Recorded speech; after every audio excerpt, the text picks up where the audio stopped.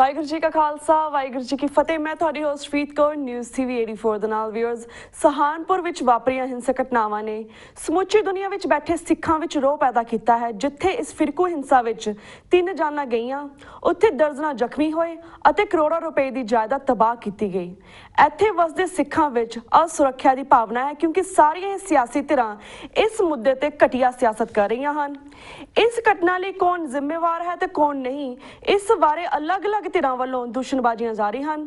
ਪਹਿਲਾਂ ਵਾਪਰੀਆਂ ਹਿੰਸਕ ਘਟਨਾਵਾਂ ਲਈ ਵੀ ਅਸਲੀ ਦੋਸ਼ੀਆਂ ਨੂੰ ਸਜ਼ਾ ਨਹੀਂ ਮਿਲੀ ਅਤੇ ਇਸ ਕੇਸ ਵਿੱਚ ਵੀ ਇਵੇਂ ਹੀ ਹੋਵੇਗਾ।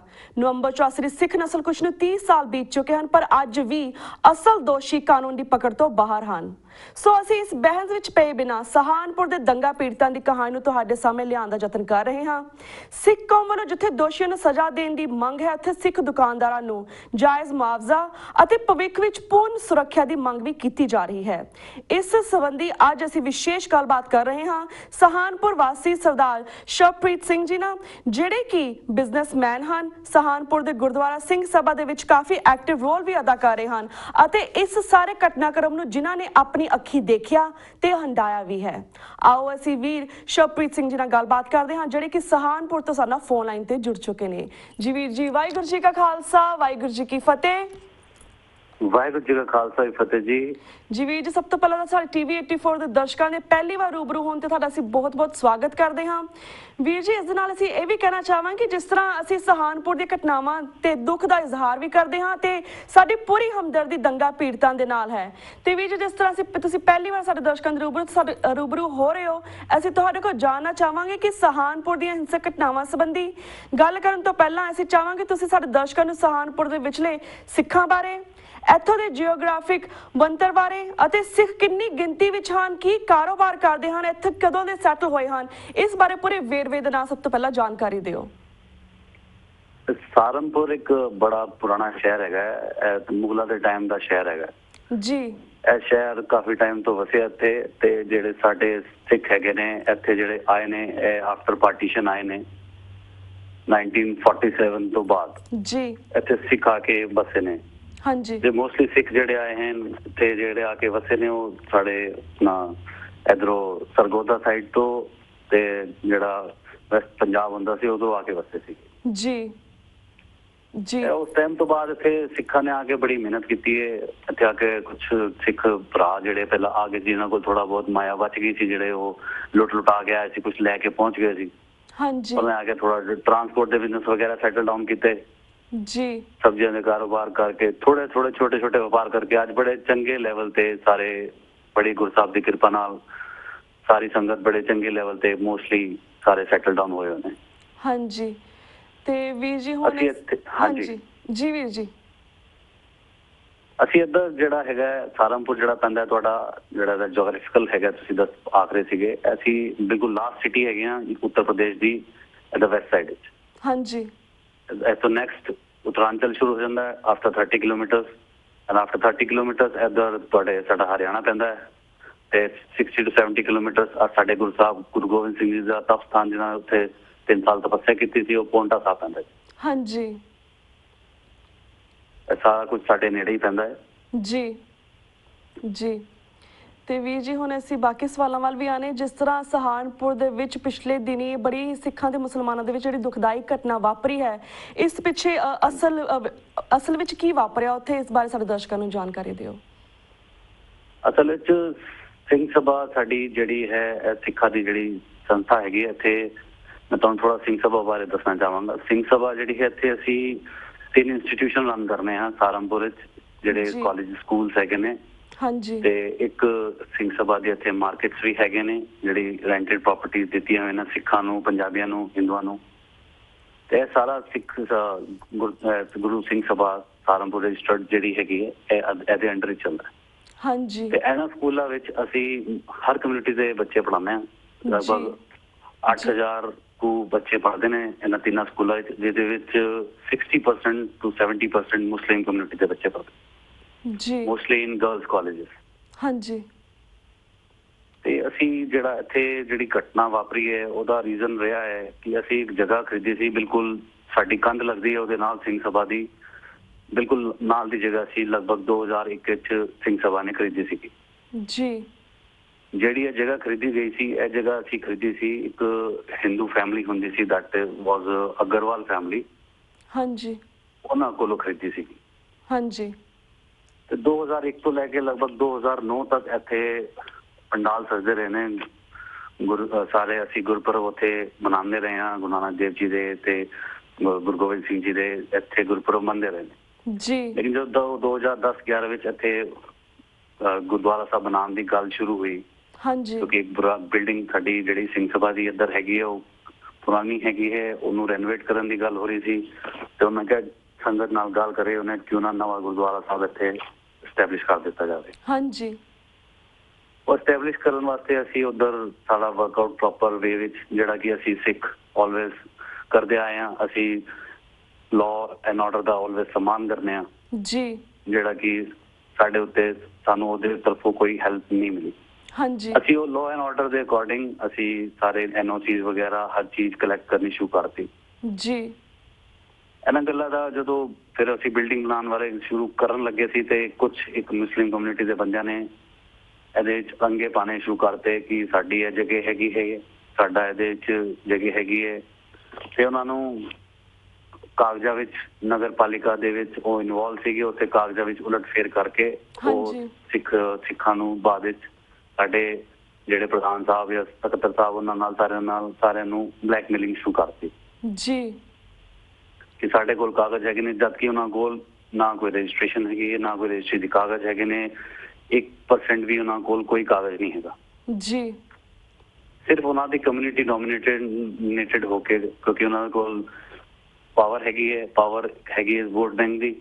ਹਾਂਜੀ ਅਸੀਂ ਇੱਥੇ ਸਹਾਰਨਪੁਰ ਲਗਭਗ 0.71% ਹੈਗੇ ਹਾਂ। ਹਾਂਜੀ ਜਿਹੜੇ ਮੁਸਲਿਮਸ ਹੈਗੇ ਨੇ ਉਹ ਲਗਭਗ 40% ਹੈਗੇ ਨੇ। ਜੀ ਜੀ ਸੋ ਦੈਟਸ ਦ ਰੀਜ਼ਨ। ਇਹ ਰੀਜ਼ਨ ਸੋਚ ਕੇ ਤੁਸੀਂ ਸੋਚਦੇ ਪਏ ਹੋ ਕਿ ਸ਼ਾਇਦ is that the only reason ਕਿ ਜਿਹੜੇ ਗੁਰਦੁਆਰੇ ਦੀ ਜ਼ਮੀਨ ਦਾ ਕਾਰਨ ਸੀ, ਇਸੇ ਲਈ ਇਹਨਾਂ ਦੋਨਾਂ ਧਿਰਾਂ ਦੇ ਵਿੱਚ ਇਸ ਤਰ੍ਹਾਂ ਦੀ ਲੜਾਈਆਂ ਜਾਂ ਝਗੜੇ ਹੋਏ ਨੇ? ਉਹਨਾਂ ਨੇ ਐਕਚੁਅਲੀ ਕੀ ਕੀਤਾ ਹੈ, ਉਹਨਾਂ ਨੇ ਆਪਣੇ ਏਰੀਆ ਵਿੱਚ ਨੈਗੇਟਿਵਿਟੀ ਫੈਲਾਉਣੀ ਸ਼ੁਰੂ ਕਰਤੀ ਕਿ ਇੱਥੇ ਮਸਜਿਦ ਸੀਗੀ, ਇਹਨਾਂ ਨੇ ਤੋੜ ਕੇ ਗੁਰਦੁਆਰਾ ਬਣਾਉਣਾ ਸ਼ੁਰੂ ਕਰਤਾ। ਜੀ ਜੀ ਉਹਨਾਂ ਭੜਕਾਣਾ ਸ਼ੁਰੂ ਕਰਤਾ ਆਪਣੇ ਸੈਲਫ, ਆਪਣੇ ਸਵਾਰਥ ਵਾਸਤੇ। ਹਾਂਜੀ ਜਦਕਿ ਉੱਥੇ ਨਾ ਕਦੀ ਕੋਈ ਮਸਜਿਦ ਸੀਗੀ। ਅਸੀਂ ਜਦੋਂ ਇਹ ਗੱਲ ਸਾਨੂੰ ਪਤਾ ਲੱਗੀ, ਅਸੀਂ ਜਿਨ੍ਹਾਂ ਕੋਲ ਜ਼ਮੀਨ ਖਰੀਦੀ ਸੀਗੀ ਸਿੰਘ ਸਭਾ ਨੇ, ਉਹਨਾਂ ਕੋਲ ਗਏ। ਹਾਂਜੀ ਉਹਨਾਂ ਨੇ ਸਾਨੂੰ ਸਿੰਘ ਸਭਾ ਨੂੰ ਕਾਗਜ਼ ਪ੍ਰੋਵਾਈਡ ਕਰਾਏ 1964 ਦੇ। ਜੀ 1964 ਦੇ ਕਾਗਜ਼ਾਤ ਸਾਡੇ ਕੋਲ ਹੈਗੇ, ਉਹਨਾਂ ਨੇ ਪ੍ਰੋਵਾਈਡ ਕਰਾਏ ਕਿ ਇੱਥੇ ਸਾਨੂੰ ਪਹਿਲੇ ਉਹਨਾਂ ਨੇ ਜਦੋਂ ਜ਼ਮੀਨ ਖਰੀਦੀ ਸੀ ਤਾਂ ਕਿਸੇ ਮੁਸਲਿਮ ਕੋਲੋਂ, ਤਾਂ ਉਸ ਟਾਈਮ ਵਿੱਚ ਉਹਨਾਂ ਨੇ ਉਹ ਕਾਗਜ਼ ਨੇ ਕਿ ਬਈ ਇੱਥੇ ਇਸ ਤਰ੍ਹਾਂ ਦਾ ਮੈਟਰ ਆ ਰਿਹਾ, ਉਹਨਾਂ ਨੇ ਕਿਹਾ ਸਾਡੇ ਕੋਲ ਆਰਡਰਸ ਹੈਗੇ ਨੇ ਹਾਈ ਕੋਰਟ ਦੇ ਕਿ ਇੱਥੇ ਕੋਈ ਮਸਜਿਦ ਵਗੈਰਾ ਨਹੀਂ ਸੀ। ਹਾਂਜੀ ਤੇ ਉਹਨਾਂ ਨੇ ਉਹ ਆਰਡਰਸ ਉਹਨਾਂ ਨੂੰ ਸਾਨੂੰ ਪ੍ਰੋਵਾਈਡ ਕਰਾਏ, ਅਸੀਂ ਉਹ ਆਰਡਰ ਸਬਮਿਟ ਕਰਤੇ। ਜੀ ਲੇਕਿਨ ਉਸ ਤੋਂ ਬਾਅਦ ਵੀ ਸਾਡੇ ਫੇਵਰ ਵਿੱਚ ਪ੍ਰਸ਼ਾਸਨ ਨੇ, that is administration of Saharanpur, ਕੁਝ ਨਹੀਂ ਕੀਤਾ।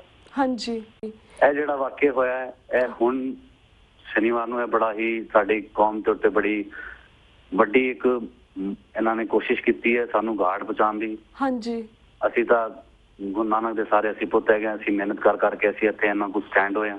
ਹਾਂਜੀ ਜੀ ਇਹਨਾਂ ਨੇ ਉਸ ਦਿਨ ਪੂਰੀ ਪਲੈਨਿੰਗ ਕੀਤੀ ਹੋਈ ਸੀ ਜੀ, ਪੂਰੀ ਤਿਆਰੀ ਸੀਗੇ। ਹਾਂਜੀ ਅਸੀਂ ਜਦੋਂ ਉੱਥੇ ਸਾਨੂੰ ਪਤਾ ਲੱਗਿਆ ਕਿ ਇਸ ਤਰ੍ਹਾਂ ਦੀ ਗੱਲ ਹੋ ਗਈ ਹੈ, ਉੱਥੇ ਇਹਨਾਂ ਨੇ ਸਵੇਰੇ ਲਗਭਗ 3-3:30 ਵਜੇ ਕਰੀਬ ਉੱਥੇ ਲਗਭਗ ਇਹਨਾਂ ਦੇ ਲਗਭਗ 50-60 ਮੀਟਰ ਦੂਰ ਮਸਜਿਦ ਹੈਗੀ ਹੈ ਗੁਰਦੁਆਰੇ ਤੋਂ, 100 ਮੀਟਰ ਦਾ ਏਰੀਆ ਦੇ ਵਿਚਕਾਰ ਹੈਗੀ। ਹਾਂਜੀ ਉੱਥੇ ਇਹਨਾਂ ਨੇ ਬੰਦਿਆਂ ਨੂੰ ਇਕੱਠਾ ਕਰਨਾ ਸ਼ੁਰੂ ਕਰਤਾ ਕਿ ਭਾਈ ਗੁਰਦੁਆਰਾ ਬਣ ਰਿਹਾ, ਅਸੀਂ ਇਹਨਾਂ ਨੂੰ ਇਸ ਗੁਰਦੁਆਰੇ ਨੂੰ ਗਿਰਾਉਣਾ ਹੈ। ਹਾਂਜੀ ਉਸ ਕਰਕੇ ਇਹਨਾਂ ਨੇ ਲਗਭਗ 4 ਵਜੇ ਕਰੀਬ ਸਵੇਰੇ ਹੀ ਅੰਮ੍ਰਿਤ ਵੇਲੇ ਦੇ ਟਾਈਮ ਜਿਹੜੇ ਸਾਰੇ ਸਿੰਘ ਉੱਥੇ ਜਾਂਦੇ ਨੇ ਤੇ ਬੀਬੀਆਂ ਸਾਰੀਆਂ ਸਾਡੀਆਂ ਮਾਵਾਂ ਭੈਣਾਂ ਧੀਆਂ ਸਾਰੀਆਂ ਉੱਥੇ ਪਹੁੰਚਦੇ ਨੇ ਅੰਮ੍ਰਿਤ ਵੇਲੇ ਨਿਤਨੇਮ ਦੇ ਜੀ ਤੇ ਸਿਮਰਨ ਦੇ ਜੀ। ਉਹ ਉੱਥੇ ਪਹੁੰਚੇ ਹੋਏ ਸੀ ਤੇ ਉਸ ਟਾਈਮ ਵਿੱਚ ਇਹਨਾਂ ਨੇ ਪਥਰਾਵ ਇੱਕ ਵਾਰੀ ਕਰਤਾ ਸ਼ੁਰੂ ਕਰਤਾ ਸੀ ਸਵੇਰੇ। ਹਾਂਜੀ ਤੇ ਪ੍ਰਸ਼ਾਸਨ ਨੂੰ ਖਬਰ ਲੱਗੀ ਤੇ ਪ੍ਰਸ਼ਾਸਨ ਨੇ ਆ ਕੇ ਥੋੜਾ ਬਹੁਤ ਉਹਨਾਂ ਨੂੰ ਪਿੱਛੇ ਹਟਾਇਆ। ਹਾਂਜੀ ਉਸ ਤੋਂ ਬਾਅਦ ਸਿੱਖ ਸੰਗਤ ਨੂੰ ਤੇ ਹੋਰ ਸਾਡੀ ਪੰਜਾਬੀ ਕਮਿਊਨਿਟੀ ਨੂੰ ਪਤਾ ਲੱਗਿਆ ਤੇ ਸਾਰੇ ਸਿੰਘ ਉੱਥੇ ਪਤਾ ਕਰਨ ਪਹੁੰਚੇ ਕਿ ਵੀ ਕੀ ਗੱਲ ਹੋ ਗਈ जी ਤੇ ਉਸ ਦੌਰਾਨ ਲਗਭਗ 6:30-7 ਵਜੇ ਕਰੀਬ ਸ਼ਹਿਰ ਦੇ ਸਿਟੀ ਮੈਜਿਸਟ੍ਰੇਟ ਔਰ ਇੱਥੇ ਜਿਹੜਾ ਥਾਣਾ ਲੱਗਦਾ ਹੈ ਹਾਂਜੀ। ਸ਼ੇਰ ਉੱਥੇ ਦੇ ਬੰਦੇ ਉੱਥੇ ਪਹੁੰਚੇ। हाँ जी ਉਹਨਾਂ ਨੇ ਸਾਰਿਆਂ ਨੂੰ ਕਿਹਾ ਕਿ ਬਈ ਅਸੀਂ ਨਹੀਂ ਚਾਹੁੰਦੇ ਇਹੋ ਜਿਹੀ ਗੱਲ, ਅਸੀਂ ਵੀ ਉਹਨਾਂ ਨੂੰ ਇਹ ਕਿਹਾ ਵੀ ਸਾਡੇ ਉੱਤੇ ਪਥਰਾਵ ਹੋਇਆ ਹੈ। ਉਹਨਾਂ ਦੇ Okay. ਲਗਭਗ 2.5-3 ਹਜ਼ਾਰ ਬੰਦਾ ਇਕੱਠਾ ਹੋਇਆ ਹੈ। ਤੁਸੀਂ ਧਾਰਾ 144 ਲਾਗੂ ਕਰਕੇ ਇਹਨਾਂ ਨੇ ਹਾਈਵੇ ਜਾਮ ਕੀਤਾ, ਇਹਨਾਂ ਨੂੰ ਉੱਥੋਂ ਹਟਾਇਆ ਜਾਵੇ। जी ਕਿ ਜੋ ਕੋਈ ਐਕਸ਼ਨ ਲੈਣ ਦਾ ਹੱਕ ਹੈਗਾ ਉਹ ਪ੍ਰਸ਼ਾਸਨ ਨੂੰ ਹੈਗਾ। हाँ जी ਕਿਸੇ ਵੀ ਕਮਿਊਨਿਟੀ ਨੂੰ, ਚਾਹੇ ਉਹ ਕੋਈ ਵੀ ਹੋਵੇ, ਉਹਨਾਂ ਨੂੰ ਕੋਈ ਹੱਕ ਨਹੀਂ। हाँ जी जी ਇਹ ਗੱਲਾਂ ਬਾਤਾਂ ਉਹਨਾਂ ਨਾਲ ਚੱਲ ਰਹੀਆਂ ਸੀ। ਇਹਨਾਂ ਵਿਚਕਾਰ ਬਾਹਰੋਂ ਆਵਾਜ਼ਾਂ ਆਉਣੀਆਂ ਸ਼ੁਰੂ ਹੋ ਗਈਆਂ ਕਿ ਉਹਨਾਂ ਨੇ ਦੁਬਾਰਾ ਪਥਰਾਵ ਸ਼ੁਰੂ ਕਰਤਾ। हाँ जी ਉਹ ਪਥਰਾਵ ਹੋ ਰਿਹਾ ਸੀ ਤੇ ਉਹਨਾਂ ਨੇ ਫਿਰ ਉਹਨਾਂ ਕੋਲ ਅਨਲਾਇਸੈਂਸ ਹਥਿਆਰ ਔਰ ਕੈਮੀਕਲ ਤੇ ਬੜੀਆਂ ਚੀਜ਼ਾਂ ਸੀਗੀਆਂ। जी जी ਤੇ ਵੀਰ ਜੀ ਇਹਦੇ ਵਿਚਕਾਰ ਸਾਡੇ ਇੱਕ ਵੀਰ ਤਜਿੰਦਰ ਵੀਰ ਜੀ ਨੂੰ हाँ ਗੋਲੀ जी ਲੱਗੀ। हाँ जी ਅਸੀਂ ਉਸ ਵੇਲੇ ਉਹਨਾਂ ਨੂੰ 4 ਬੰਦੇ ਉਹਨਾਂ ਨੂੰ ਗੱਡੀ 'ਚ ਲੈ ਕੇ ਉਹਨਾਂ ਨੂੰ ਕੋਲ ਲੈ ਗਏ ਨੇ ਸਿਵਲ ਹਸਪਤਾਲ ਇੱਥੇ। हाँ ਤੇ जी ਉਹਨਾਂ ਨੂੰ ਹੱਥ ਦਿਆ ਤਾਂ ਉਹਨਾਂ ਨੇ ਰੈਫਰ ਕਰਤਾ ਜੀ ਇੱਥੇ ਇਹਨਾਂ ਦੇ ਕੋਈ ਇਲਾਜ ਨਹੀਂ। ਤਾਂ ਉਹਨਾਂ ਨੂੰ ਨੀਅਰ ਬਾਏ ਜੋ ਸਾਡਾ ਨੀਅਰੈਸਟ ਪੈਂਡਰ ਦੈਟ ਇਜ਼ ਦੇਹਰਾਦੂਨ ਮੈਕਸ हाँ जी 60 जी ਕਿਲੋਮੀਟਰ ਫਰਮ ਸਹਾਰਨਪੁਰ, जी ਉਹਨਾਂ ਨੂੰ ਉੱਥੇ ਰੈਫਰ ਕਰਾਤਾ ਜੀ। ਜੀ ਤੇ ਵੀਰ ਜੀ ਇਸ ਤਰ੍ਹਾਂ ਪੁੱਛਣਾ ਚਾਹਾਂਗੇ ਕਿ ਸਰ ਹੈਲੋ ਜੀ ਵੀਰ ਜੀ ਸਰ ਕੋ ਜਾਨਣਾ ਚਾਹਾਂਗੇ ਕਿ ਟਾਈਮ ਵੀ ਸਾਡੇ ਕੋਲ ਲਿਮਿਟਡ ਹੁੰਦਾ। ਤੁਹਾਡਾ ਸ਼ੁਕਰੀਆ ਕਿ ਤੁਸੀਂ ਪੂਰਾ ਵੇਰਵਾ ਦੇ ਰਹੇ ਹੋ ਘਟਨਾਕ੍ਰਮ ਦਾ। ਪਰ ਵੀਰ ਜੀ ਜਿਸ ਤੁਸੀਂ ਖੁਦ ਆਪਣੀ ਅੱਖੀ ਦੇਖਿਆ ਹੈ ਪੂਰੇ ਜਿਸ ਦੰਗੇ ਮੁਸਲਮਾਨਾਂ ਤੇ ਸਿੱਖਾਂ ਦੇ ਵਿੱਚ ਹੋਏ ਨੇ, ਐਸੇ ਜਾਨਣਾ ਚਾਹਾਂਗੇ ਕਿ ਟੋਟਲ ਕਿੰਨੇ ਲੋਕਾਂ ਨੇ ਉੱਥੇ ਜਾਨਾਂ ਗਈਆਂ, ਕਿੰਨੇ ਲੋਕ ਜ਼ਖਮੀ ਹੋਏ ਨੇ। ਆਲਸੋ ਜਿਸ ਤੁਸੀਂ ਗੱਲ ਕੀਤੀ ਕਿ ਇੱਥੇ ਦੀ ਐਡਮਿਨਿਸਟ੍ਰੇਸ਼ਨ ਔਰ ਪੁਲਿਸ ਵਾਲਿਆਂ ਨੇ ਤੁਹਾਡੀ ਥੋੜੀ ਬਹੁਤੀ ਮਦਦ ਕੀਤੀ ਪਰ ਪਿੱਛੇ ਹੋ ਗਏ ਸੀ। Why did they back out during these riots? Actually ਕੀ ਹੋਇਆ ਉੱਥੇ ਇਹਨਾਂ ਨੇ ਜਿਹੜਾ ਐਕਚੁਅਲੀ ਕੁਐਸਚਨ ਰਿਪੀਟ ਕਰਾਂਗੇ ਤੁਸੀਂ? ਹਾਂਜੀ ਜਿਸ ਤਰ੍ਹਾਂ ਤੁਸੀਂ ਦੱਸਿਆ ਕਿ ਤੁਸੀਂ ਸਭ ਕੁਝ ਆਪਣੀ ਅੱਖੀ ਵੇਖਿਆ ਨਾ ਜੀ, ਤੇ ਤੁਸੀਂ ਤੁਹਾਨੂੰ ਦੱਸੋਗੇ ਕਿ ਉੱਥੇ ਕਿੰਨੇ ਲੋਕਾਂ ਦੀਆਂ ਜਾਨਾਂ ਗਈਆਂ, ਕਿੰਨੇ ਲੋਕ ਜ਼ਖਮੀ ਹੋਏ ਐਂਡ ਤੁਹਾਨੂੰ ਕਿਸ ਤਰ੍ਹਾਂ ਦੀ ਚੀਜ਼ਾਂ ਫੇਸਿਸ ਕਰਨੀਆਂ ਪਈਆਂ ਉਸ ਤੋਂ ਬਾਅਦ? ਉਸ ਤੋਂ ਬਾਅਦ ਪ੍ਰਸ਼ਾਸਨ ਨੇ ਥੋੜੀ ਬਹੁਤ ਕੋਸ਼ਿਸ਼ ਕਰਕੇ ਸਾਡੇ ਜਿਹੜੇ ਵੀਰ ਉੱਥੇ ਜ਼ਖਮੀ ਹੋਏ ਉਹਨਾਂ ਨੂੰ ਪਥਰਾਵ ਸ਼ੁਰੂ ਕਰਤਾ। ਸਾਡੇ 8-10 ਬੰਦੇ ਲਗਭਗ ਉੱਥੇ, ਕਿਸੇ ਦੀ ਅੱਖ ਤੇ ਸੱਟ ਵੱਜੀ। ਇੱਕ ਸਾਡੇ ਬਜ਼ੁਰਗ ਹੈਗੇ ਨੇ, ਉਹਨਾਂ ਦੇ ਪੇਟ ਤੇ ਉਹ ਬੁਲੇਟਸ ਐਕਸਪਲੋਡ ਕੀਤੀਆਂ ਤਾਂ ਛਰੇ ਨਿਕਲਦੇ ਨੇ, ਉਹਨਾਂ ਦੇ ਪੇਟ ਤੇ ਵੱਜੇ, ਕਿਸੇ ਦੀ ਟੰਗ ਤੇ ਵੱਜੇ। ਉਸ ਵੇਲੇ ਹੀ ਕਾਫੀ ਭਜਦੜ ਜੀ ਤੇ ਥੋੜਾ ਜਿਹਾ ਮਚ ਗਈ ਕਿਉਂਕਿ ਉਹ ਬੜੀ ਜ਼ਿਆਦਾ ਤਾਦਾਦ ਵਿੱਚ ਸੀਗੇ। ਤੇ ਪੁਲਿਸ ਪ੍ਰਸ਼ਾਸਨ ਨੇ ਥੋੜੀ ਬਹੁਤ ਕੋਸ਼ਿਸ਼ ਕਰਕੇ ਉਹਨਾਂ ਨੂੰ ਅੱਗੇ ਪਿੱਛੇ ਕਰਨਾ ਸ਼ੁਰੂ ਕੀਤਾ ਤੇ ਉਹ ਮਾਰਕੀਟ ਦੇ ਵਿੱਚ ਉਹਨਾਂ ਨੇ ਪਿੱਛੇ ਹਟ ਕੇ ਹਲਕਾ ਮਾਰਕੀਟ ਵਿੱਚ ਡਾਇਵਰਟ ਹੋ ਗਿਆ ਕਰਾਊਡ। ਹਾਂਜੀ ਉਹਦਾ ਮਾਰਕੀਟ ਦੁਕਾਨਾਂ ਖੋਲ ਕੇ ਸਾਡੀਆਂ ਟਾਰਗੇਟ ਸੀਗਾ ਉਹਨਾਂ ਦਾ ਬੇਸਿਕਲੀ ਸਿੱਖਾਂ ਦੀ ਦੁਕਾਨਾਂ ਉੱਤੇ। ਉਹਨਾਂ ਸਿੱਖਾਂ ਦੀ ਦੁਕਾਨਾਂ ਖੋਲ ਕੇ ਪ੍ਰਸ਼ਾਸਨ ਦੇ ਸਾਹਮਣੇ ਉਹਨਾਂ ਨੇ ਦੁਕਾਨਾਂ ਵਿੱਚੋਂ ਸਮਾਨ ਕੱਢਿਆ, ਕੁਝ ਜੋ ਵੀ ਉਹਨਾਂ ਨੂੰ ਮਿਲਿਆ ਉਹਨਾਂ ਨੇ ਕੱਢਿਆ ਤੇ ਦੇ ਕੈਰੀਡ ਆਊਟ। ਤੇ ਉਹਨਾਂ ਨੇ ਉਸ ਤੋਂ ਬਾਅਦ ਉਹਨਾਂ ਨੂੰ ਉੱਥੇ ਦੁਕਾਨ ਤੇ ਅੱਗ ਲਗਾਉਣੀ ਸ਼ੁਰੂ ਕਰਤੀ। ਪਹਿਲੇ ਲੁੱਟ ਕੀਤੀ ਹੈ। ਹਾਂਜੀ 1-2 ਦੁਕਾਨਾਂ ਛੱਡਦੇ ਰਹੇ ਨੇ। ਉਹਨਾਂ ਕੋਲ ਕਟਰ ਸੀਗੇ, ਉਹਨਾਂ ਕੋਲ ਕੈਮੀਕਲ ਸੀਗੇ। ਪਹਿਲਾ ਟਾਰਗੇਟ ਉਹਨਾਂ ਦਾ ਰਿਹਾ ਕਿ ਫਾਇਰ ਬ੍ਰਿਗੇਡ ਨੂੰ ਅੱਗ ਲਾਈ ਜਾਵੇ। Fire brigade station nearby ਸੀਗਾ, ਉੱਥੇ ਅੱਗ ਲਗਾਈ ਜੀ ਤੇ ਕੈਮੀਕਲ ਛੱਡਿਆ ਤੇ ਉਹਨਾਂ ਨੂੰ ਕਹਿ ਦਿੱਤਾ ਕਿ ਤੁਸੀਂ ਬਾਹਰ ਨਹੀਂ ਆਣਾ ਜਦੋਂ ਤੱਕ ਅਸੀਂ ਚੱਲੇ ਨਹੀਂ ਜਾਵਾਂਗੇ। ਹਾਂਜੀ ਜੀ ਤੇ ਵੀਰ ਉਹ ਦੁਕਾਨਾਂ ਨੂੰ ਹਾਂਜੀ ਤੇ ਵੀਰ ਜੀ ਵੀ ਆਲਸੋ ਵਾਂਟ ਆਸਕ ਯੂ ਇਸ ਕਿ ਲਾਈਕ ਜਿਸ ਤੁਸੀਂ ਪਹਿਲਾਂ ਗੱਲ ਕੀਤੀ ਕਿ ਲੀਡਰ ਉੱਥੇ ਮੁਸਲਮਾਨਾਂ ਦੇ ਲੀਡਰ ਮੌਜੂਦ ਸਨ, ਉਹ ਕਿਸ ਧਿਰ ਦੇ ਲੀਡਰ ਸਨ? Can you tell us little bit about that ਕਿ ਕਿਸੇ ਕਾਂਗਰਸ ਦੇ ਲੀਡਰ ਸਨ, ਬੀਜੇਪੀ ਦੇ ਲੀਡਰ ਸਨ ਜਾਂ ਫਿਰ ਸਮਾਜਵਾਦੀ ਪਾਰਟੀ ਦੇ ਲੀਡਰ ਸਨ ਜਿਹੜੇ ਮੁਸਲਮਾਨ ਲੀਡਰ ਸਨ ਉੱਥੇ? ਐਕਚੁਅਲੀ ਉੱਥੇ ਲੀਡਰਸ਼ਿਪ ਤਾਂ ਉਹਨਾਂ ਦੀ ਐਕਚੁਅਲੀ ਸਾਨੂੰ ਕਲੀਅਰ 1-2 ਬੰਦੇ ਪੁਲਿਸ ਨੇ ਉਹਨੂੰ ਗ੍ਰਿਫਤਾਰ ਕੀਤੇ ਨੇ। ਉਹ ਕਹਿ ਰਹੇ ਨੇ ਕਾਂਗਰਸ ਦੇ ਹੈਗੇ ਨੇ। ਹਾਂਜੀ ਵਨ ਆਫ them ਜਿਹੜਾ ਬੇਸਿਕ ਹੈਗਾ ਜਿਹਨੇ ਸਾਰਿਆਂ ਨੂੰ ਬਲੈਕਮੇਲ ਕੀਤਾ ਉਹ ਮੁਹਰਮ ਅਲੀ ਉਰਫ ਪੱਪੂ ਹੈਗਾ, ਉਹਨੂੰ ਪੁਲਿਸ ਨੇ ਗ੍ਰਿਫਤਾਰ ਵੀ ਕਰ ਲਿਆ ਜੀ। ਇਹ ਪ੍ਰਸ਼ਾਸਨ ਦਾ ਦਬਾਅ ਬਣਿਆ, ਪ੍ਰਸ਼ਾਸਨ ਦੇ ਉੱਤੇ ਦਬਾਅ ਬਣਿਆ ਸੀ ਕਮਿਊਨਿਟੀ ਦਾ। ਹਾਂਜੀ ਇਹਦੇ ਵਿੱਚ ਸਾਡੇ ਸਿੱਖ ਭਰਾਵਾਂ ਦਾ ਆਲ ਓਵਰ ਇੰਡੀਆ ਤੇ ਆਲ ਓਵਰ ਵਰਲਡ ਬੜਾ ਦਬਾਅ ਬਣਿਆ ਸਾਰਿਆਂ ਉੱਤੇ ਕਿ ਇੰਨਾ ਵੱਡਾ ਹਾਦਸਾ ਸਾਡੇ ਨਾਲ ਇੱਥੇ 84 ਤੋਂ ਬਾਅਦ ਵਾਪਰਿਆ। 84 ਦਾ ਅੱਜ ਤੱਕ ਕੋਈ ਹਿਸਾਬ ਨਹੀਂ ਹੋਇਆ ਜੀ, ਨਾ 84 ਦਾ ਅੱਜ ਤੱਕ ਕੋਈ ਇਨਸਾਫ ਹੋਇਆ ਸਾਡੇ ਵੱਲੋਂ ਜੀ। ਬਿਲਕੁਲ ਅੱਜ ਵੀ ਅਸੀਂ 84 ਦੇ ਇਨਸਾਫ ਵਾਸਤੇ ਦੌੜਦੇ ਪਏ ਹਾਂ ਤੇ ਸਾਡੇ ਨਾਲ ਇੱਕ ਹੋਰ ਇੱਥੇ ਘਟਨਾ ਵਾਪਰੀ ਹੈ। ਲੋਕਾਂ ਦੀ ਦੁਕਾਨਾਂ ਬਿਲਕੁਲ ਜ਼ੀਰੋ ਹੋ ਗਈਆਂ ਨੇ। ਹਾਂਜੀ ਇੱਕ ਵੀ ਉਹਨਾਂ ਨੇ ਕੁਝ ਨਹੀਂ ਛੱਡਿਆ ਬਿਲਕੁਲ। ਅਸੀਂ ਸਾਡੇ ਅੱਖਾਂ 'ਚ ਹੰਝੂ ਆਉਂਦੇ ਨੇ ਅਸੀਂ ਅਗਰ ਉਹਨਾਂ ਦੀ ਦੁਕਾਨਾਂ ਵੇਖਿਆ ਨਾ। ਕਈਆਂ ਨੇ ਹੁਣੇ ਨਵੀਂ ਰੈਨੋਵੇਟ ਕੀਤੀਆਂ ਸੀਗੀਆਂ ਦੁਕਾਨਾਂ। ਇੱਕ ਸਾਡੇ ਵੀਰ ਹੈਗੇ ਨੇ ਪਰਮਵੀਰ, ਜੀ, ਉਹ ਬਿਲਕੁਲ ਜ਼ੀਰੋ ਗਰਾਊਂਡ ਲੈਵਲ ਤੇ ਆ ਗਏ ਨੇ ਸਾਰੇ। हाँ जी बिल्कुल वीर जी, क्योंकि सानू पता लगा कि किस तरह सिखा ਨੂੰ ਨੁਕਸਾਨ ਹੋਇਆ, इसीलिए ਅਸੀਂ ਇਸ ਟੌਪਿਕ ਦੇ ਉੱਪਰ ਪਿਛਲੇ ਆਲਮੋਸਟ ਸੈਚਰਡੇ ਤੋਂ ਲੈ ਕੇ ਹੁਣ ਤੱਕ ਅਸੀਂ ਬਾਰ-ਬਾਰ ਵੱਖ-ਵੱਖ ਸ਼ਖਸੀਅਤਾਂ ਨਾਲ ਗੱਲਬਾਤ ਕਰ ਰਹੇ ਹਾਂ। ਸਾਰੇ ਹੀ ਕਹਿ ਰਹੇ ਨੇ ਕਿ ਵੱਖ-ਵੱਖ ਇੰਡੀਆ ਦੀਆਂ ਸਿਆਸੀ ਪਾਰਟੀਆਂ ਇਸ ਦੇ ਵਿੱਚ ਇਨਵੋਲਵ ਜੀ, ਕਿਉਂਕਿ ਉਹੀ ਕਾਂਗਰਸ ਪਾਰਟੀ ਜਿਸ ਨੇ ਸਾਡੇ ਜੂਨ 84 ਦਾ ਸਾਡਾ ਘੱਲੂਘਾਰਾ ਕੀਤਾ ਹੈ, ਸੇਮ ਹੀ ਕਾਂਗਰਸ ਪਾਰਟੀ ਜਿਸ ਨੇ ਨਵੰਬਰ 84 ਦੀ ਸਿੱਖ ਨਸਲਕੁਸ਼ੀ ਕੀਤੀ ਹੈ, ਇਹ ਸੇਮ ਹੀ ਕਾਂਗਰਸ ਪਾਰਟੀ ਜਿਸ ਨੇ 84 ਤੋਂ ਲੈ ਕੇ 93 ਤੱਕ ਸਾਡੇ ਪੰਜਾਬ ਦੇ ਵਿੱਚ ਸਿੱਖਾਂ ਦੇ ਬੱਚੇ ਚੁੱਕ ਕੇ ਮਾਰੇ ਨੇ, ਉਹਨਾਂ ਨੂੰ ਫੇਕ ਇਨਕਾਊਂਟਰ ਦੇ ਵਿੱਚ ਮਾਰਿਆ ਗਿਆ ਹੈ। ਤੇ ਵੀਰ ਜੀ ਜਿਸ ਤਰ੍ਹਾਂ ਇੰਨੀ ਦੁਖਦਾਈ ਘਟਨਾ ਵਾਪਰੀ ਜਿਸ ਦੇ ਵਿੱਚ ਸਿੱਖਾਂ ਦਾ ਇੰਨਾ ਨੁਕਸਾਨ ਹੈ, ਤੁਸੀਂ ਕਿਹਾ ਕਿ ਨਵੀਆਂ ਦੁਕਾਨਾਂ ਰੈਨੋਵੇਟ ਕੀਤੀਆਂ ਸੀਆਂ, ਕਾਰਾਂ ਨੂੰ ਸਾੜ ਦਿੱਤਾ ਗਿਆ, ਦੁਕਾਨਾਂ ਨੂੰ ਸਾੜ ਦਿੱਤਾ ਗਿਆ, ਪੂਰੀਆਂ ਦੁਕਾਨਾਂ ਲੁੱਟ ਲਿੱਤੀਆਂ ਗਈਆਂ, ਤੁਹਾਨੂੰ ਇਸ ਵੇਲੇ ਸਰਕਾਰ ਵੱਲੋਂ ਕੀ ਮੁਆਵਜ਼ਾ ਮਿਲ ਰਿਹਾ ਹੈ ਜਾਂ ਫਿਰ ਤੁਹਾਡੀਆਂ ਮੰਗਾਂ ਕੀ ਨੇ ਸਰਕਾਰ ਤੋਂ? ਸਰਕਾਰ ਤੋਂ ਸਾਡੀਆਂ ਮੰਗਾਈ ਹੈਗੇ ਨੇ ਜਿਨ੍ਹਾਂ ਦੇ ਨੁਕਸਾਨ ਹੋਏ ਨੇ, ਸਰਕਾਰ ਉਹਨਾਂ ਦੀ ਵੱਧ ਤੋਂ ਵੱਧ ਉਹਨਾਂ ਦੀ ਮਦਦ ਕਰੇ। ਅਸੀਂ ਇਹੀ ਮਦਦ ਦੀ ਆਸ਼ਾ ਅਸੀਂ ਸਾਰੇ ਮਿਲ ਕੇ ਅਸੀਂ ਕੋਸ਼ਿਸ਼ ਕਰ ਰਹੇ ਹਾਂ ਕਿ ਇੱਥੋਂ ਵੀ ਜਿੰਨੀ ਅਸੀਂ ਕੋ ਸਾਰੇ ਸਿੰਘ ਸਭਾ ਵੱਲੋਂ ਅਸੀਂ ਆਪਣੀ ਪਰਸਨਲ ਲੈਵਲ ਤੇ ਹੋਰ ਸਾਰੇ ਵੀਰਾਂ ਨੂੰ ਵੀ ਇਹ ਬੇਨਤੀ ਹੈਗੀ ਹੈ ਜਿੱਥੇ ਜਿਹੜੀ ਥਾਂ ਤੇ ਸਾਡੇ ਵੀਰ ਬੈਠੇ ਨੇ ਸਿੱਖਾਂ ਦੀ ਵੱਧ ਤੋਂ ਵੱਧ ਮਦਦ ਕਰਨ, ਕਿਉਂਕਿ ਪ੍ਰਸ਼ਾਸਨ ਕੋਲੋਂ ਸਾਨੂੰ ਕੋਈ ਪੋਜ਼ਿਟਿਵ ਆਨਸਰ ਆ ਨਹੀਂ ਰਿਹਾ ਜੀ। ਤੇ ਪ੍ਰਸ਼ਾਸਨ ਨੂੰ ਕਹਿ ਤਾਂ ਰਿਹਾ ਹੈ ਅਸੀਂ ਮਦਦ ਕਰਾਂਗੇ, ਜਾਂਚ ਚੱਲ ਰਹੀ ਹੈ, ਅਸੀਂ ਸਰਵੇਸ ਕਰਾ ਰਹੇ ਹਾਂ ਜੀ, ਇਸ ਵਾਸਤੇ ਵੱਖ-ਵੱਖ ਟੀਮਾਂ ਆ ਰਹੀਆਂ ਨੇ ਜੀ। बीजेपी का डेलीगेशन सेंटर तो आया सी, माइनॉरिटी का डेलीगेशन होके जा चुका है जी, समाजवादी पार्टी का डेलीगेशन राइट नाउ हुण तक कोई नहीं आया। सिर्फ ਜਿਹੜੇ ਇੱਥੇ ਦੇ ਮਿਨਿਸਟਰਸ ਹੈਗੇ ਸੀ ਉਹ ਆਏ ਨੇ, ਉਹ ਆਸ਼ਵਾਸਨ ਦੇ ਗਏ ਨੇ, ਅਸੀਂ ਵੱਧ ਤੋਂ ਵੱਧ ਕੋਸ਼ਿਸ਼ ਕਰਾਂਗੇ। ਆਸ਼ਵਾਸਨ ਇਜ਼ ਨਥਿੰਗ ਜੀ, ਬਿਲਕੁਲ ਆਸ਼ਵਾਸਨ ਤਾਂ ਸਾਨੂੰ 84 ਤੋਂ ਹੁਣ ਤੱਕ ਮਿਲ ਰਹੇ ਨੇ, ਤੁਹਾਨੂੰ ਫੈਸਲਾ ਹੋਏਗਾ। 84 ਦੰਗਿਆਂ ਦੇ ਅੱਜ ਤੱਕ ਕੋਈ ਹਿਸਾਬ ਨਹੀਂ ਹੈ, ਜਿਹੜੇ ਲੁੱਟੇ ਗਏ ਸੀ ਉਹਨਾਂ ਨੂੰ ਕੁਝ ਨਹੀਂ ਮਿਲਿਆ ਅੱਜ ਤੱਕ ਜੀ, ਬਿਲਕੁਲ ਜੀ।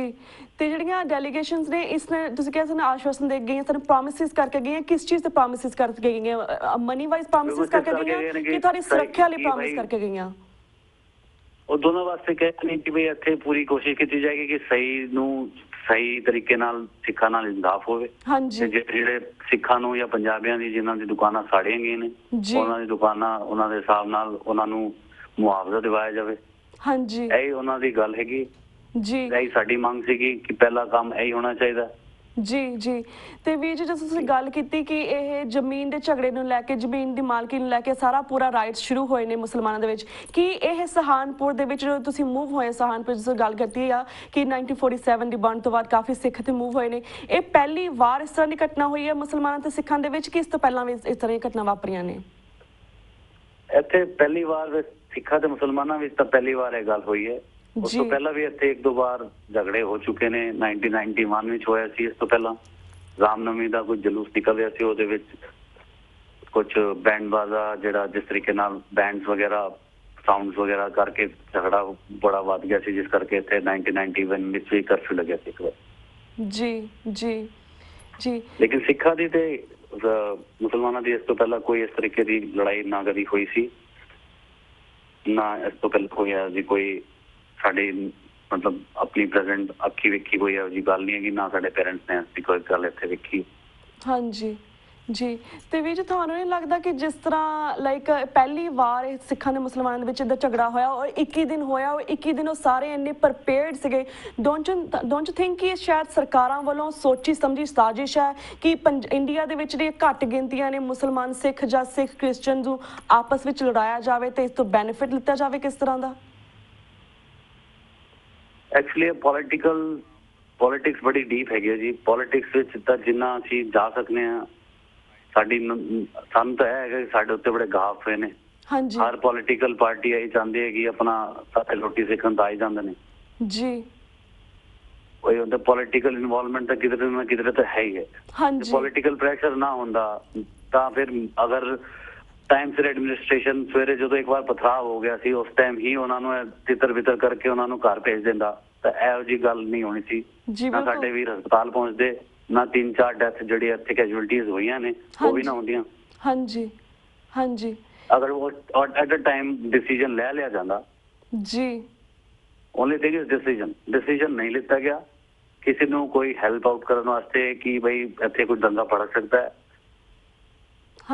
ਉੱਤੇ ਪ੍ਰਸ਼ਾਸਨ ਦੇ ਹਿਸਾਬ ਨਾਲ ਪ੍ਰਸ਼ਾਸਨ ਕਹਿੰਦਾ ਸਾਡੇ ਉੱਤੇ ਬੜਾ ਦਬਾਅ ਹੈਗਾ, ਅਸੀਂ ਕੋਈ ਐਕਸ਼ਨ ਨਹੀਂ ਲੈਣਾ ਜੀ ਜੀ।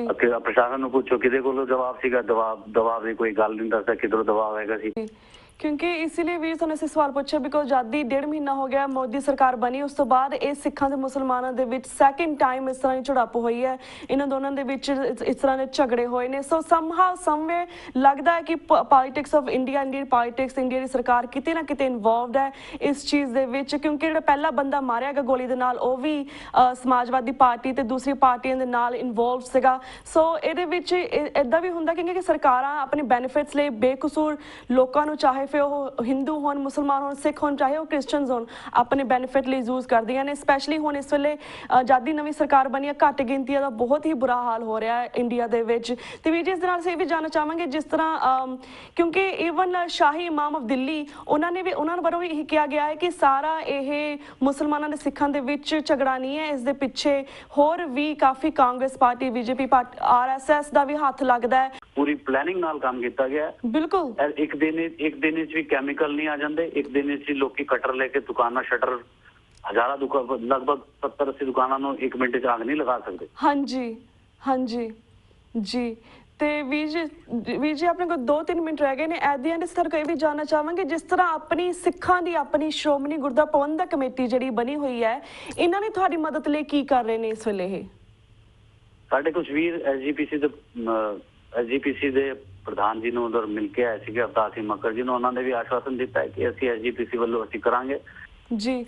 ਤੇ ਵੀ ਜੀ ਇਸ ਨਾਲ ਅਸੀਂ ਇਹ ਵੀ ਕਹਿਣਾ ਚਾਹਾਂਗੇ ਜਿਸ ਤਰ੍ਹਾਂ ਤੁਸੀਂ ਮੰਗ ਕੀਤੀ ਹੈ ਕਿ ਤੁਹਾਡੀ ਜਿਹੜੀ ਦੁਕਾਨਾਂ ਸੜੀਆਂ ਨੇ ਮੁਆਵਜ਼ਾ ਤੁਹਾਨੂੰ ਦਿੱਤਾ ਜਾਵੇ ਪ੍ਰੋਪਰ, ਪਰ ਅਸੀਂ ਚਾਹਾਂਗੇ ਤੁਸੀਂ ਸਰਕਾਰਾਂ ਕੋਲ ਆਪਣੀ ਸਿਕਿਉਰਿਟੀ ਲਈ ਵੀ ਮੰਗ ਕਰੋ, ਕਿਉਂਕਿ ਫਿਊਚਰ ਦੇ ਵਿੱਚ ਵੀ ਇਸ ਤਰ੍ਹਾਂ ਘਟਨਾਵਾਂ ਵਾਪਰ ਸਕਦੀਆਂ ਨੇ ਸਾਡੇ ਸਿੱਖ ਵੀਰਾਂ ਦੇ ਨਾਲ, ਸਹਾਰਨਪੁਰ ਦੇ ਨਾਲ ਲੱਗਦੇ ਨੇ। ਕਿਉਂਕਿ ਤੁਸੀਂ ਜਿਸ ਤਰ੍ਹਾਂ ਗੱਲ ਕੀਤੀ ਕਿ ਤੁਹਾਡੀ ਜਨਸੰਖਿਆ ਉੱਥੇ ਬਹੁਤ ਘੱਟ ਹੈ ਤੇ ਮੁਸਲਮਾਨਾਂ ਦੀ ਜ਼ਿਆਦਾ ਹੈ। ਸੋ ਆਈ ਵੁੱਡ ਡੈਫੀਨਿਟਲੀ ਸੁਜੈਸਟ ਕਿ ਤੁਸੀਂ ਆਪਣੀ ਸਿਕਿਉਰਿਟੀ ਲਈ ਫਿਊਚਰ ਦੇ ਵਿੱਚ ਵੀ, ਫਿਊਚਰ ਦੀ ਸਿਕਿਉਰਿਟੀ ਦੇ ਲਈ ਵੀ ਕੁਝ ਜ਼ਰੂਰ ਇਹਨਾਂ ਕੋਲ ਮੰਗ ਕਰੋ। ਤੇ ਇਸ ਦੇ ਨਾਲ ਵੀ ਜਿਸ ਤਰ੍ਹਾਂ ਸਾਨੂੰ ਇਹ ਬਹੁਤ ਹੀ ਦੁਖਦਾਈ ਘਟਨਾ ਵਾਪਰੀ, ਕਿਉਂਕਿ ਤੁਸੀਂ ਤਾਂ ਖੁਦ ਆਪਣੇ ਪਿੰਡ ਤੇ ਹੰਡਾਈ ਹੈ, ਖੁਦ ਤੁਸੀਂ ਆਪਣੀ ਅੱਖਾਂ ਨਾਲ ਵੇਖਿਆ ਕਿ ਉੱਥੇ ਕੀ ਵਾਪਰਿਆ ਹੈ। ਐਸੇ ਸਿਰਫ ਮਹਿਸੂਸ ਕਰ ਸਕਦੇ, ਅਸੀਂ ਸਿਰਫ ਸੁਣਿਆ ਹੈ, ਅਸੀਂ ਪੜ੍ਹਿਆ ਇਸ ਬਾਰੇ, ਪਰ ਜਿਸ ਤਰ੍ਹਾਂ ਬਾਹਰ ਦੀਆਂ ਸਿੱਖ ਅਸੀਂ ਇੱਥੇ ਰਿਫਿਊਜੀ ਹੈਗੇ ਆ, ਸਾਨੂੰ ਤਾਂ ਇੱਥੋਂ ਕੱਢਣ ਦੀ ਕੋਸ਼ਿਸ਼ ਕੀਤੀ ਜਾ ਰਹੀ ਹੈ ਜੀ। ਇਹ ਜਿਹਾ ਲੱਗ ਰਿਹਾ ਸੀ ਕਿ ਵੀ ਸਾਡਾ ਦੇਸ਼ ਹੀ ਨਹੀਂ ਹੈਗਾ। ਹਾਂਜੀ, ਸਾਡੀ ਕੋਈ ਸੁਣਵਾਈ ਨਹੀਂ ਹੈਗੀ, ਸਾਡੇ ਕੋਲ ਕੋਈ ਪੋਲੀਟੀਕਲ ਲੀਡਰਸ ਇੱਥੇ ਨਹੀਂ ਹੈਗੇ ਤੇ ਸਾਡੀ ਕੋਈ ਸੁਣਵਾਈ ਨਹੀਂ ਹੈ। ਦੇਸ਼ ਹੀ ਸਾਡਾ ਨਹੀਂ ਲੱਗ ਰਿਹਾ ਜੀ। ਸਾਡੇ ਕੋਲ ਇਸ ਤਰ੍ਹਾਂ ਦਾ ਬਿਹੇਵੀਅਰ ਹੋ ਰਿਹਾ ਸੀ ਕਿ ਵੀ ਅਸੀਂ ਪਤਾ ਨਹੀਂ ਕਿੱਥੋਂ ਆਏ ਹਾਂ, ਅਸੀਂ ਜ਼ਬਰਦਸਤੀ ਇੱਥੇ ਆ ਗਏ। ਹਾਂਜੀ, ਜਿਹੜੇ ਲੁੱਟ ਖਸੁੱਟ ਕਰਨ ਨੂੰ ਤਿਆਰ ਨੇ ਉਹਨਾਂ ਨੂੰ ਸਪੋਰਟ ਕਰ ਰਹੀ ਸਰਕਾਰ ਜੀ। ਜਿਹੜੇ ਖੁਦ ਕੰਮ ਕਰਕੇ ਵੀ ਆਰ ਦਾ ਪੀਪਲ, ਜਿਹੜੇ ਸਭ ਤੋਂ ਜ਼ਿਆਦਾ ਟੈਕਸ ਪੇ ਕਰਦੇ ਆ ਇੱਥੇ। ਹਾਂਜੀ, ਇੱਥੇ ਕੀ ਪੂਰੀ ਕੰਟਰੀ ਵਿੱਚ ਜੀ ਤੁਸੀਂ ਵੇਰਵਾ ਅਗਰ ਚੁਕਵਾਓ ਸਾਡੀ ਗਵਰਨਮੈਂਟ ਨੂੰ, ਸਾਡੇ ਸਭ ਤੋਂ ਜ਼ਿਆਦਾ ਅਸੀਂ ਟੈਕਸ ਪੇ ਕਰਨਾ, ਸਾਰਾ ਕੁਝ ਅਸੀਂ ਕਰਨੇ ਆ, ਅਸੀਂ ਪ੍ਰੋਪਰ ਲੀਗਲ ਵੇ ਵਿੱਚ ਚੱਲਣਾ, ਲੇਕਿਨ ਸਾਡੇ ਨਾਲ ਇਹੋ ਜਿਹੀਆਂ ਹਰਕਤਾਂ ਹੋ ਰਹੀਆਂ ਨੇ ਜੀ।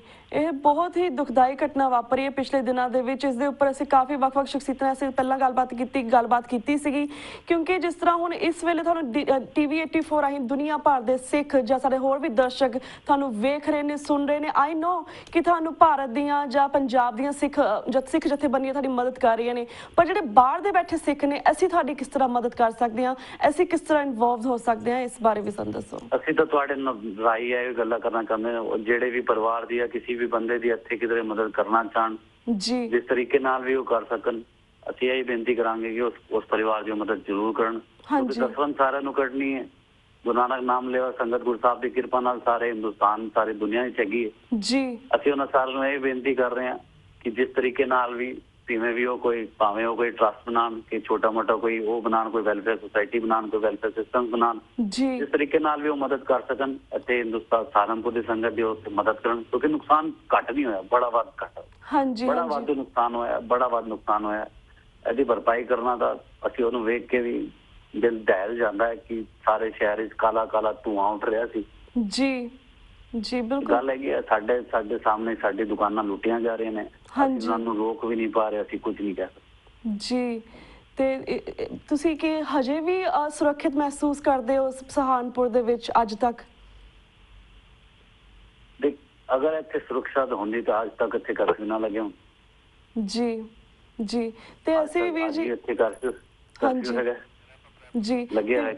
ਹਾਂਜੀ ਕਿ ਵੀਰ ਜੀ ਸਿਰਫ ਹੈਲੋ ਹਾਂਜੀ ਵੀਰ ਜੀ, ਕਿਉਂਕਿ ਸਾਡਾ ਵਕਤ ਵੀ ਸਮਾਪਤੀ ਵੱਲ ਜਾ ਰਿਹਾ, ਅਸੀਂ ਵੀ ਤੁਹਾਡੇ ਸਾਹਮਣੇ ਹੀ ਦਰਸ਼ਕਾਂ ਸਾਹਮਣੇ ਹੀ ਬੇਨਤੀ ਕਰਦੇ ਕਿ ਜਿੰਨੀਆਂ ਵੀ ਇੰਡੀਆ ਤੋਂ ਬਾਹਰ ਜਿੰਨੀਆਂ ਵੀ ਜਥੇਬੰਦੀਆਂ ਨੇ, ਆਪਣੀਆਂ ਸਿੱਖ ਜਥੇਬੰਦੀਆਂ ਨੇ, ਜਿੰਨੀ ਕੁ ਮਦਦ ਹੋ ਸਕਦੀ ਹੈ ਸਾਡੇ ਵੀਰ ਭੈਣਾਂ ਦੀ ਸਹਾਰਨਪੁਰ UP ਏਰੀਆ ਦੇ ਵਿੱਚ ਜ਼ਰੂਰ ਮਦਦ ਕਰਨ। ਮੈਂ ਹੋਰ ਕਰਨਾ ਚਾਹਾਂਗਾ ਤੁਹਾਡੇ ਰਾਈ ਸਿੱਖਾਂ ਨੂੰ ਜੀ ਕਿ ਅਸੀਂ ਵੱਖ-ਵੱਖ ਵੱਖਰੇ ਹੋਏ ਹਾਂ, ਥੋੜੇ ਹਰ ਜਗ੍ਹਾ ਹਰ ਧੜੇ ਦੇ।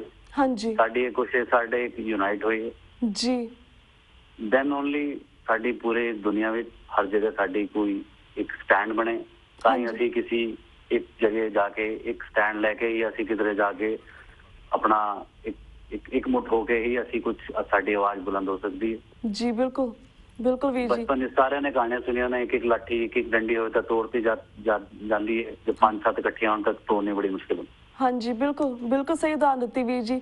ਤੇ ਵੀਰ ਜੀ ਸਾਡਾ ਹੁਣ ਵਕਤ ਸਮਾਪਤੀ ਵੱਲ ਜਾ ਰਿਹਾ, ਤੁਹਾਡੇ ਕੋਲ ਅਸੀਂ ਇਜਾਜ਼ਤ ਵੀ ਲੈਂਦੇ ਹਾਂ। ਤੁਹਾਡਾ ਸ਼ੁਕਰੀਆ ਕਿ ਤੁਸੀਂ ਪੂਰਾ ਸਹਾਰਨਪੁਰ ਦਾ ਵੇਰਵਾ ਸਾਡੇ ਦਰਸ਼ਕਾਂ ਸਾਹਮਣੇ ਰੱਖਿਆ, ਤੇ ਹੁਣ ਸਾਡੇ ਦਰਸ਼ਕਾਂ ਦੀ ਡਿਊਟੀ ਬਣਦੀ ਕਿ ਉਹ ਇਸ ਬਾਰੇ ਕੁਝ ਕਰਨ। ਤੇ ਵੀਰ ਜੀ ਤੁਹਾਡੇ ਕੋਲ ਇਜਾਜ਼ਤ ਲੈਣ ਦਾ ਟਾਈਮ ਹੋ ਗਿਆ। ਵਾਹਿਗੁਰੂ ਜੀ ਕਾ ਖਾਲਸਾ, ਵਾਹਿਗੁਰੂ ਜੀ ਕੀ ਫਤਿਹ। ਵਿਊਅਰਸ ਵਕਤ ਹੋ ਗਿਆ ਤੁਹਾਡੇ ਕੋਲ ਇਜਾਜ਼ਤ ਲੈਣ ਦਾ। ਮੰਡੇ ਨੂੰ ਮਿਲਾਂਗੇ ਸੇਮ ਟਾਈਮ ਸੇਮ ਸ਼ੋ ਤੇ, ਤਦ ਤੱਕ ਲਈ ਵਾਹਿਗੁਰੂ ਜੀ ਕਾ ਖਾਲਸਾ, ਵਾਹਿਗੁਰੂ ਜੀ ਕੀ ਫਤਿਹ।